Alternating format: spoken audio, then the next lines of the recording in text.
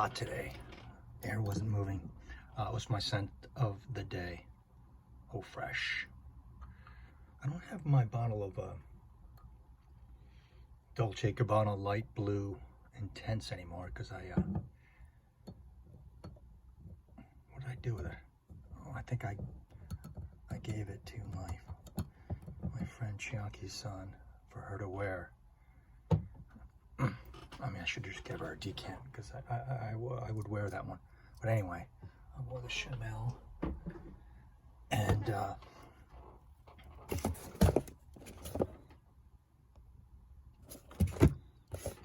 got some goodies here, some fun.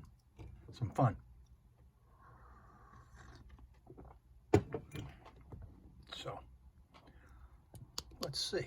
Let us see.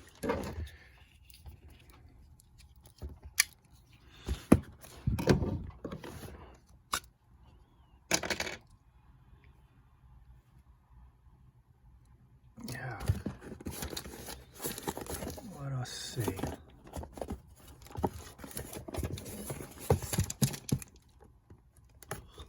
Big box. Very light. That means there's samples in here.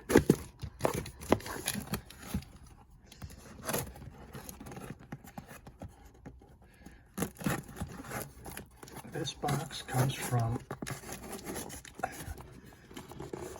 an admirer up in Northwest Territories.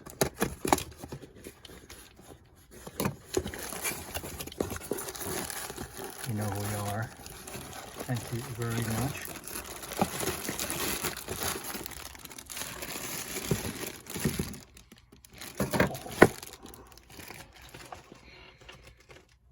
Dear Bobby Dior, here's the rest of the Primo samples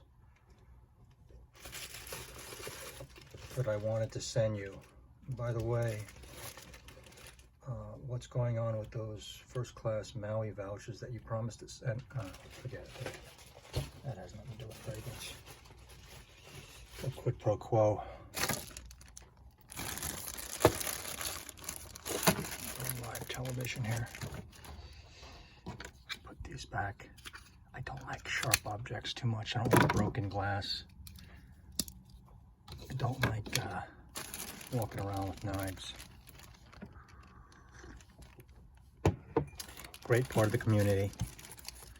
Small corner is the way I like it, and really make some true friendships.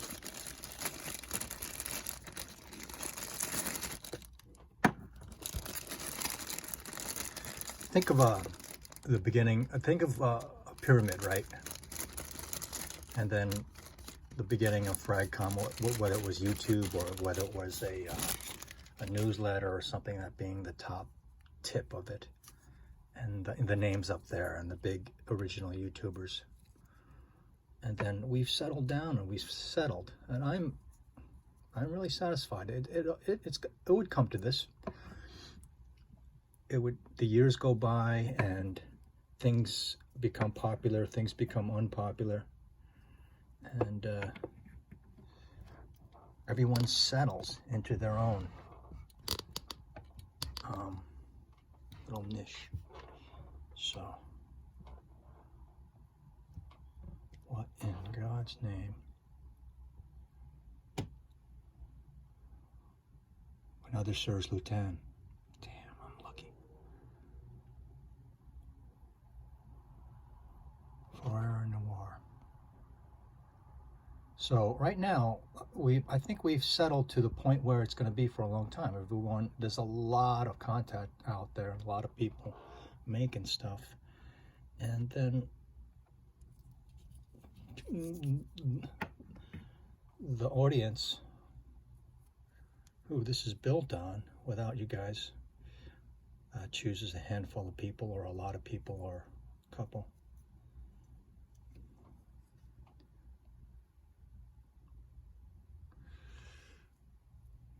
The guy who sent me this is part of the Serge Lutens gang, as you can just imagine.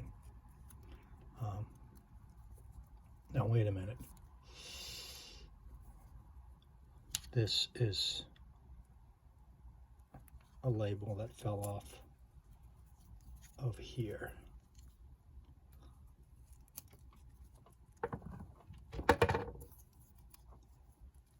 Right? Serge, Lutens, Santal, Majuscule. Very, very popular fragrance. And then, geez, do I need the magnifier or what? Fourreau, Noir. So at the going towards the bottom of the pyramid, where we are now, is just the pyramid divided into many, many spaces with lots of names. And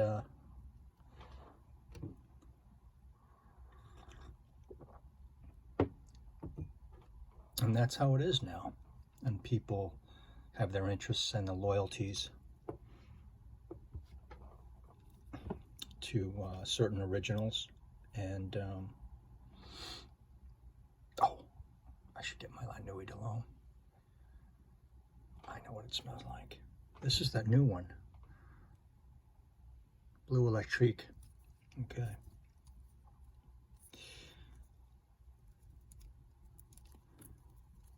And all the smaller, numerous names towards the fatter lower part of the pyramid is what we have now, and it gets diluted, but things do not stay the same.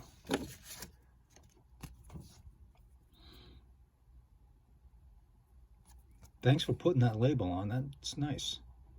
Got like a scanner and stuff like that. So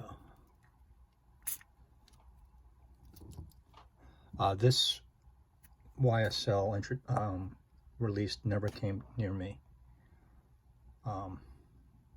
Yeah, and I think it was limited from the beginning. And I think it's discontinued. So it's not just, it's called Bleu Électrique, right? Okay.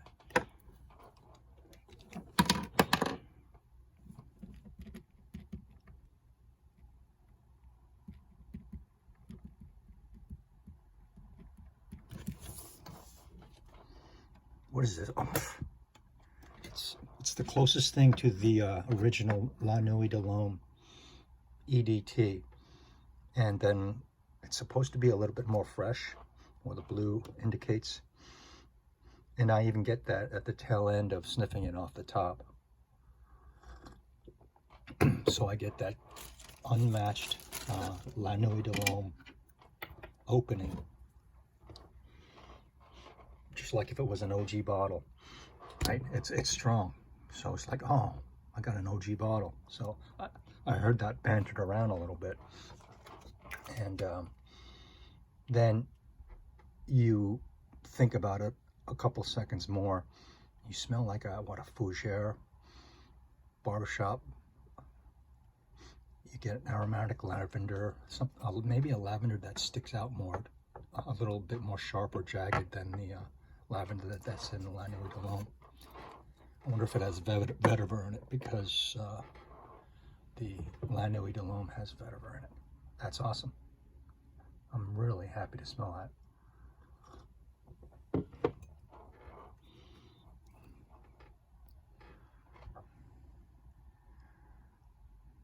I know with me, this hobby used to be on the front burner. I mean, all day, every day, especially when you first start out. But now there's other things. Fragrance has been on the back burner for me, and just life in general and surviving. Wow. Wow. Balenciaga, pour Homme. So that's right. Okay. My friend kept on asking me if I have this, and I said I don't, and I don't need to be smelling it, because I don't want to end up getting a bottle, because it's too hard. And then he said, it's like it's an aphrodisiac in a bottle. I get it. I like this better than I like this a lot better than the other animalic toilet bowl cleaners of its era. That's Balenciaga Pour Homme. My good friend Rich's most coveted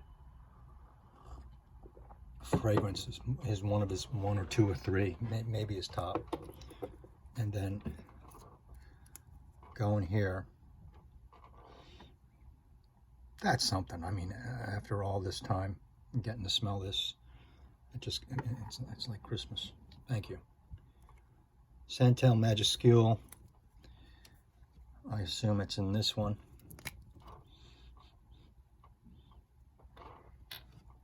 Very nice.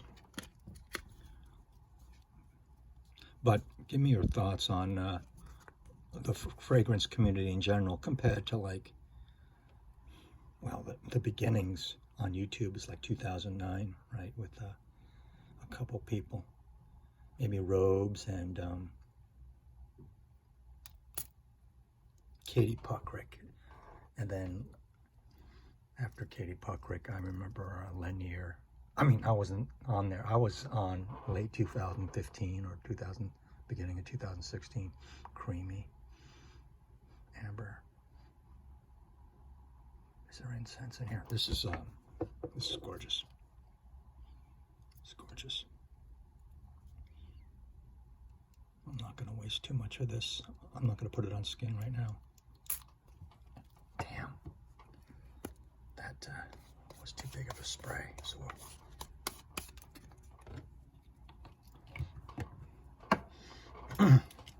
that's wonderful.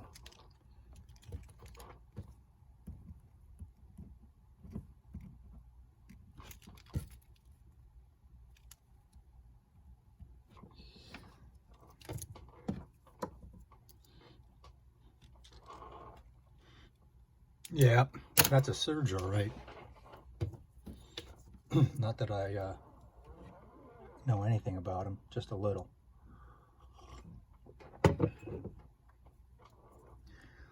And what do we have here?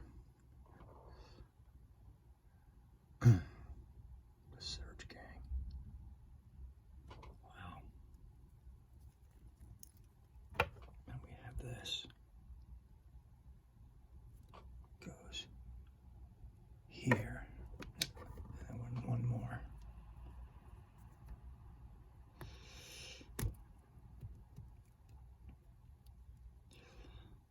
These 2 mil things that snap in are my favorite. They don't leak at all.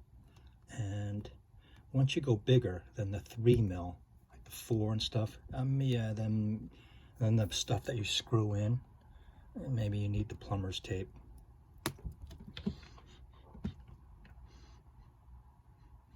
What is this reminding me of? It's reminding me of something.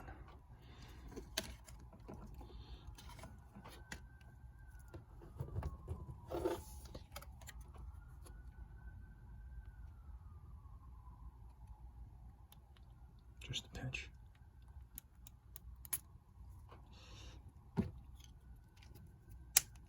See how that snaps in? I think these things are great for posting. Oh, I like that. Powdery. It's giving me a little vibe of 1725 Casanova, right? Which I like a lot, but then they said the MDCI, a couple people said this past week or something that it's there's no comparison. The 1725 is a shell compared to the one with the bust. So it takes all to create a community. So that's what I get from here. But there's a lot going on. I like it. I like it. No doubt. This person knew that I would at least like all of these. Fourreau, Noir, Serge.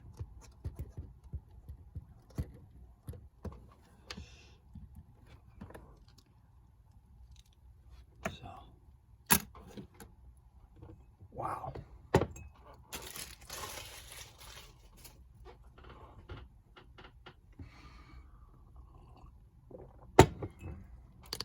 Wow.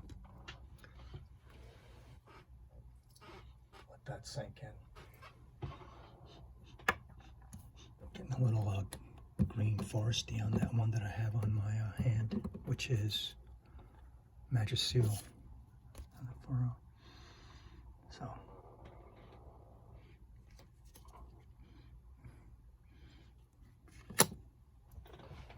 But yeah, you can't be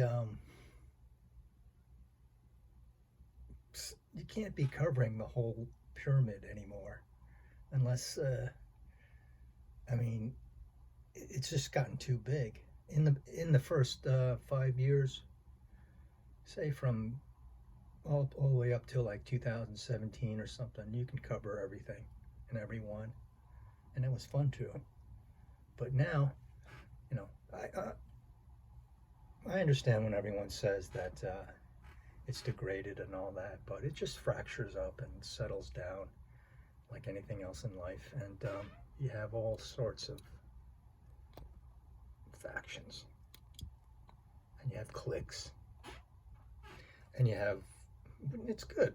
It's just like, are you gonna like, just say like, talk about cars or shoes or fashion shirts, just because the other person is interested in fine shirts and shoes, you're gonna get along with them?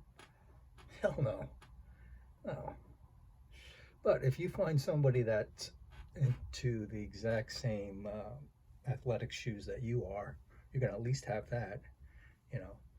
But if you're gonna try to criticize and be a part of the entire athletic shoe community, I mean, you're not going to have time to sleep.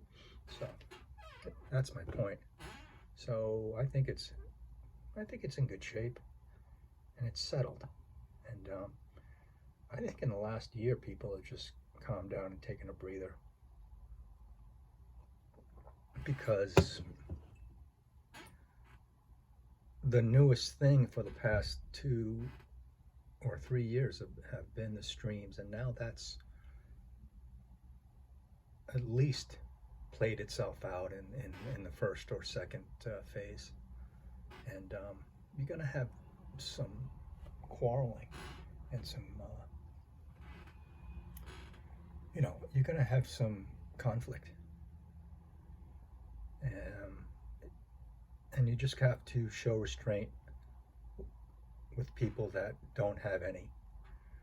You know, you enter a public arena, a two-dimensional space on the internet, and it's social, yeah, but it's not face-to-face. But you should come at it with always having, no matter how familiar or jaded you get, I mean, you should have respect and some restraint. When you're with a group that you're totally comfortable with and you're part of the little family, that's fine. You can joke around, and I mean, I do the same thing. I mean, the closer people are to me, I'm just constantly joking around and being a cynic to them. But you got to understand that there are people every minute that are brand new or not familiar with it. So you just have to have a little respect and show restraint. Then after all, it's all about your common interest in this stuff here. So behave, you know, just I try to behave myself as much as possible, and then everyone slips up now and then. So wow. So this is like the meat and potatoes of the Serge collection that I've known, and something I probably never would have gotten my hands on, because I'm not going to the store so much for that. Thank you very much. I will always love that La Nuit de l'Homme, and I've smelled their flankers and stuff like that, and so this smells great. So the dark original La Nuit de l'Homme, right, even from 2014 or 2011, you know, those good potency bottles, but add some blue barbershopness to the tail end of the opening, and that's what you get. Kind of like, yeah, that color. See that? A dark La Nuit cardamom spice. You cannot criticize that unless you hate cardamom. So that's the gist of it. Splendid, splendid. Here at night, cup of tea.